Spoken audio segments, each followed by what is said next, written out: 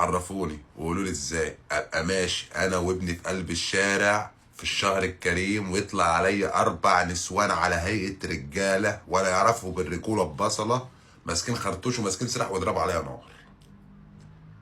يعني الطفل وابوه اللي انضرب عليهم نار بخرطوش والطفل اتصاب في رجله، ذنبهم ايه؟ هو احنا بقينا عايشين في غابه ولا عايشين في شيكاغو؟ ما تعرفونا. يعني ولاد الحرام ما رعوش الطفل الصغير ولا رعوا الطفل ولا رعوا الشهر الكريم وطالعين بسلاح يضربوا راجل ومتلتمين. هو ايه اللي بيجري يا جدعان؟ هو احنا كل يومين ما نفتح السوشيال ميديا نلاقي حادثه؟ فين الحكومه يا جدعان الحوارات دي؟